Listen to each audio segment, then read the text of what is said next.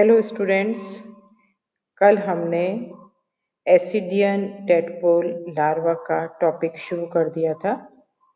उसके कंटिन्यूशन में आज हम इस लार्वा का स्वभाव एवं वास, habit and habitat of larva, इसका हम अध्ययन करेंगे।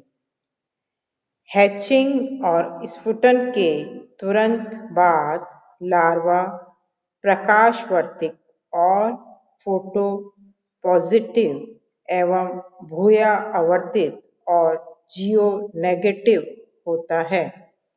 लार्वा का मुख टेस्ट से बंद होने के कारण यह भोजन पदार्थ ग्रहण करने में सक्षम नहीं होता है। लगभग 3 से 4 घंटे भोजन न करते हुए स्वच्छंद जीवन व्यतीत बिताने के बाद यह लार्वा जियो पॉजिटिव एवं प्रकाश अवतरित और फोटो नेगेटिव हो जाता है। यह नीचे डूबता हुआ पानी की तली और बॉटम में पहुंच जाता है।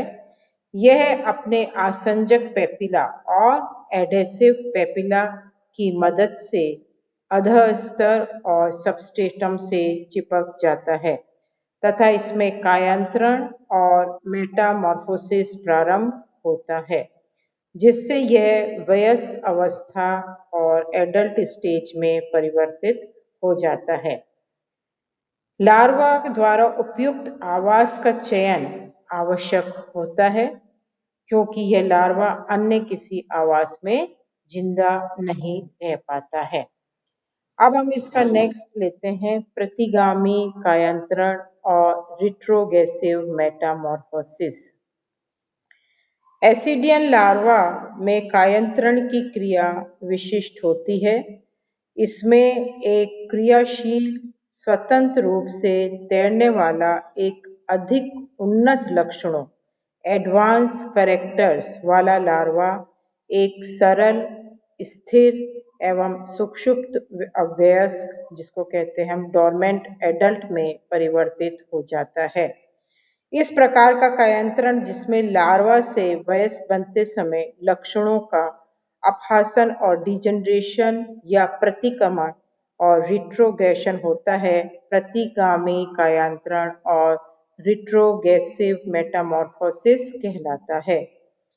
एसिडियन लार्वा में उपस्थित कुछ रचनाएं जैसे नोटोकॉर्ड, तंत्रिका रज्जु, सेरिब्रल वेसिकल तथा ओटोसिस्ट आदि वयस्क जंतु में कायांतरण के फलस्वरूप अपहासित और डीजनरेट हो जाते हैं। इस प्रकार प्रतिगामी कायांतरण कुछ जंतुओं के जीवन चक्र में होने वाली कायांतरण की वह विशेष प्रक्रिया है जिसके अंतर्गत लार्वा में पाए जाने वाले अधिक विकसित लक्षण प्रौढ़ और एडल्ट में डीजनरेट हो जाते हैं, अर्थात खत्म हो जाते हैं, कम हो जाते हैं या खत्म ही हो जाते हैं, जिससे इसकी रचना सरलतम हो जाती है। हर्डमानिया के टेडपोल लार्वा में कायांतरण के समय निम्नलिखित 2 प्रकार के परिवर्तन देखे जाते हैं। पहला प्रकार का परिवर्तन है प्रतिगामी परिवर्तन, रिट्रोगेसिव चेंजेस है, जो निम्नलिखित प्रकार से हैं। पहला, पुच्छ पंख और कॉर्डल फिन सहित उपस्थित लंबी पूंछ का अपहासन और डिजनरेशन होना। पूंछ का कुछ भाग अवशोषित कर लिया जाता है तथा शेष लार्वा से अलग हो जाता है। इस प्रकार संपूर्ण पूंछ कायांतरण के अंत में समाप्त हो जाती है। पूंछ के समाप्त होने के साथ ही इसमें उपस्थित पुच्छ पंख और कॉर्डल फिन, पेशियां, नोटोकॉर्ड एवं तंत्रिका रज्जु और नर्व कॉर्ड पूरी तरह विलुप्त हो जाती है। यह अपहासन और डिजनरेशन भक्षाणु और फेगोसाइटोसिस क्रिया द्वारा होता है। नेक्स्ट है, आसंजक पेपिला और एडेसिव पेपिला पूरी तरह अदृश्य हो जाते हैं। लार्वा में उपस्थित संवेदी अंग नेत्रक एवं ओटोसिस्ट एवं संवेदी आशय भी टूटकर लुप्त हो जाते हैं।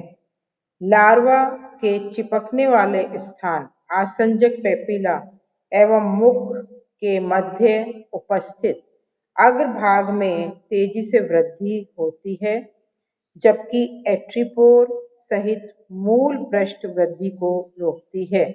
इससे मुख अपने स्थान से 90 डिग्री पर खिसक जाता है। इस प्रकार वयस्क में उपस्थित ब्रैंकियल एवं एट्रियल छिद्रों की अंतिम स्थिति लार्वा की मूल अग्र एवं पृष्ठ सतहों को प्रदर्शित करती है। दूसरा प्रकार है इसमें प्रोग्रेसिव चेंजेस और अनुगामी परिवर्तन। लार्वा में उपस्थित कुछ संरचनाएं जो जीवित रहने हेतु आवश्यक होती हैं, वयस्क में और अधिक विकसित हो जाती हैं।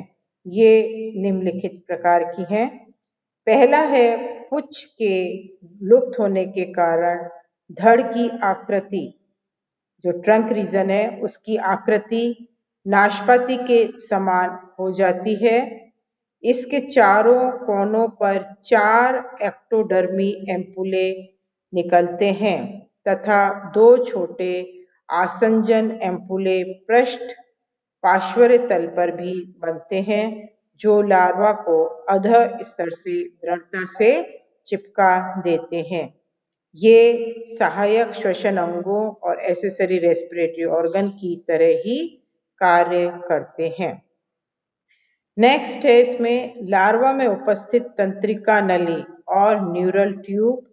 वयस्क में न्यूरल ग्रंथि, न्यूरल ग्लैंड एवं तंत्रिका गुच्छक नर्व गैंग्लिया बनाती हैं। इसी प्रकार धड़ पर उपस्थित गुच्छक मध्य पृष्ठ सतह पर मुख एवं एट्रियल छिद्र के बीच में आ जाता है। धड़ गुच्छक में एक विसरल तंत्रिका और विसरल नर्व उपस्थित रहती है। मुख पर उपस्थित चोल और टेस्ट के अवशोषित हो जाने के कारण मुख क्रियाशील हो जाता है तथा यह अंदर आने वाली जलधारा पक्षाभिविधि सिलेरी एक्शन से भोजन का अंत्यग्रहण करना प्रारंभ कर देता है। नेक्स्ट है इसमें ही जो चेंजेस हैं, फेरिंग्स आकार में अत्यधिक वृद्धि कर लेती है। इसमें रुधिर वाहिनियां विकसित हो जाती हैं तथा स्टिग्मेटा की संख्या भी ग्रसनी के आकार के साथ बढ़ने लगती है। इसकी पूर्ण विकसित होने पर इसे ब्रैंकियल कोश कहते हैं। आमाशय और स्टोमक और इंटेस्टाइन आकार में बड़े हो जाते हैं तथा लिवर का भी विकास हो जाता है। एट्रियल कैविटी आकार में बड़ी हो जाती है। सर्कुलेटरी सिस्टम में विकसित हार्ट एवं पेरिकार्डियम का निर्माण हो जाता है। लार्वा में उपस्थित मीजोडर्मल कोशिकाओं से वयस्क में जनन और गोनाड्स एवं जनन वाहिनियां और गोनोडक्ट का निर्माण हो जाता है। टेस्ट पूर्ण विकसित होकर संपूर्ण जंतु को घेर लेता है। पश्च सिरे पर यह एक मोटा एवं मजबूत पाद फुट बनाता है, जो जंतु को सतह से चिपकाने में मदद करता है।